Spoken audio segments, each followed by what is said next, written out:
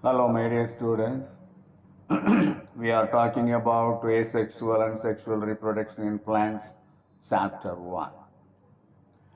Already we have seen the vegetative reproduction in the root and stem. Now we have to see the vegetative reproduction in leaves. In some of the plants, vegetative reproduction takes place by means of leaves.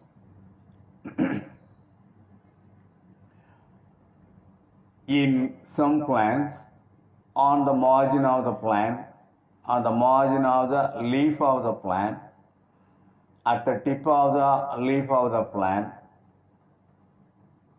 a number of buds are produced that grow into new plants.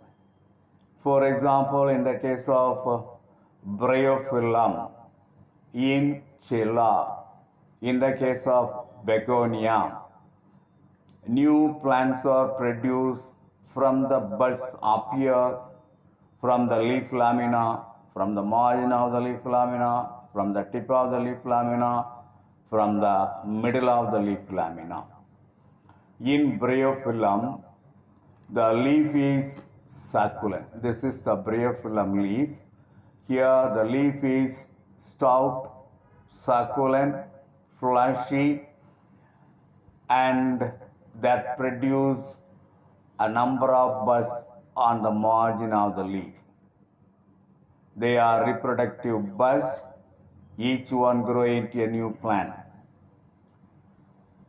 So here in the case of Bryophyllum, advantageous buds develop on the notches. These are all the notches. Cavities seen on the margin, depression seen on the margin of the leaf. Each one is called notches. Only advantageous buds are produced at the notches. Such advantageous buds are called epiphyllous buds. When the buds are produced on the leaf lamina, they are called epiphyllous buds, which grow into a new plant.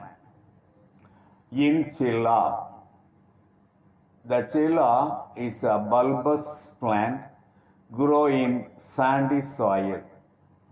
Here, the foliage leaves are long and narrow. Epiphyllous buds develop at their tips, at the tip of the leaf lamina. Each epiphyllous bud develops into a new plant when the leaves touches the soil. In the case of Chilla, when the tip of the leaf touches the ground, automatically a bud is produced from that place that grow into a new plant. So that is in the case of Bryophyllum and Chilla. 3 examples given for vegetative reproduction in the leaves. Number 1, Bryophyllum. Number 2, Chilla. Number 3, Begonia. Now we are going to see the advantageous natural vegetative reproduction. What are the advantages? Advantages of natural vegetative reproduction. In natural vegetative reproduction, only one parent is required, uniparental. It is uniparental.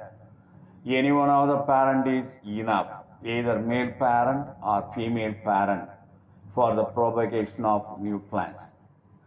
New plants are genetically identical.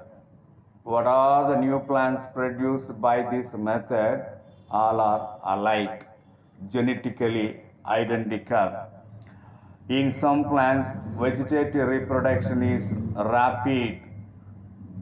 So the plants spread rapidly. For example, spinifex.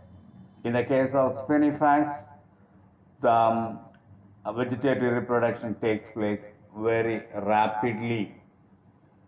Horticulturist practice in the garden cultivation. and management of the garden, that is called horticulturist. In horticulture is the art of practice in the garden cultivation and management.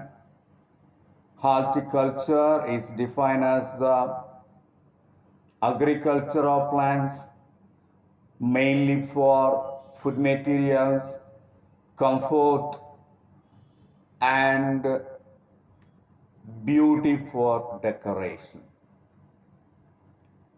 Horticulture, according to American scientists, horticulture is the growing of flowers, fruits, and vegetables and plants for ornamental and fancy purpose.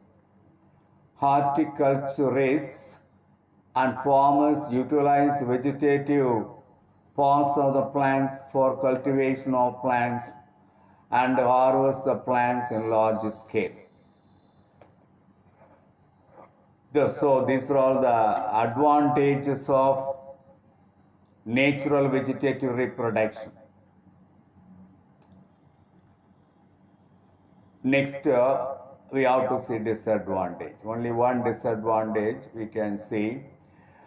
Genetic variation cannot be found in the propagated plants, in the new plants. In the new plants, we cannot see genetic variation. That is the only disadvantage of natural vegetative reproduction. That's all about today's topic.